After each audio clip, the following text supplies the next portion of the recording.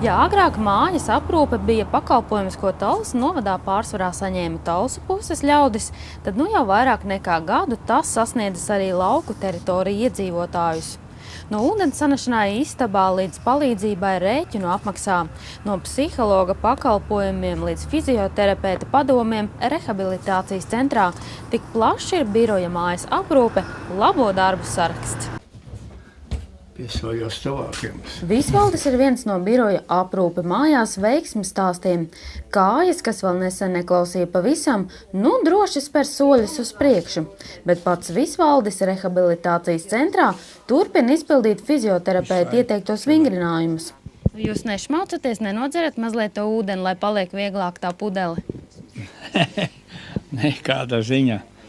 Daktarī gan teica, lai visi kaut vai paņem alus pudeli 2 litri. Es saku, bet tā jau uz to korķi vien jāskatās.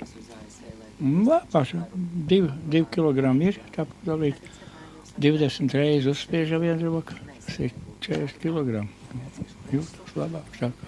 Man te locīja un izmasēja un kāja atcilā kājas un bija no sākuma bija tā. Ar asaram acī.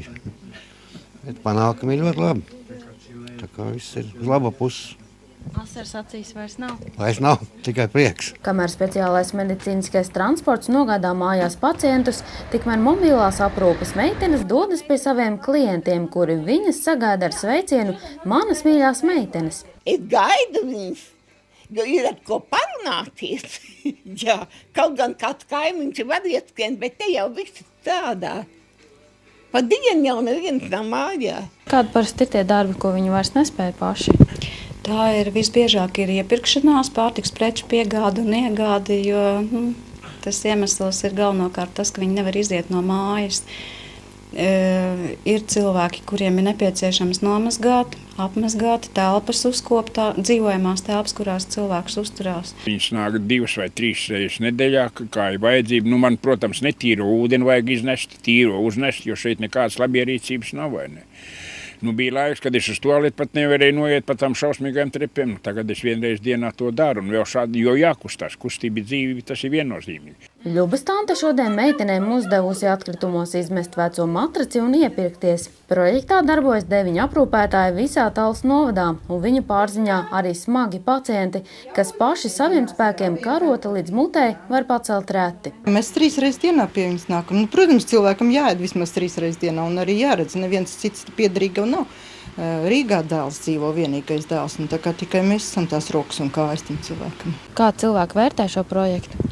Cilvēkiem kopumā patīk pirmkārtām, tāpēc, ka tas ir bez maksas, ka viņiem nav jāmaksā. Pērn 1. aprīlī projektam sākoties no sociālā dienesta Sarkanais Krusts pārņēma 54 klientus. Redzot to, ka šis pakalpojums ir nepieciešams aizvien vairāk un vairāk, mēs esam palielinājuši mērķu grupu līdz 70 cilvēkiem. Un ne tikai Talsos, bet ir Talsu novadā, lauku teritorijās, kur ir viensētas, kur cilvēkiem ļoti daudz tas ir vajadzīgs. Ja? Un šī piekļūšana ar šiem te transportiem ir daudz efektīgāk nekā kaimiņš kaimiņa aprūpē. Šis Eiropas finansētais projekts turpināsies līdz šī gada beigām, taču arī pēc tam Sarkanajam Krustam ir idejas, kā uzlabot savus pakalpojumus un nodrošināt dzīves kvalitāti tiem, kas paši saviem spēkiem to vairs nespēja. Sanita Liepiņa, Jurģis Rudaks, Talsu televīzija.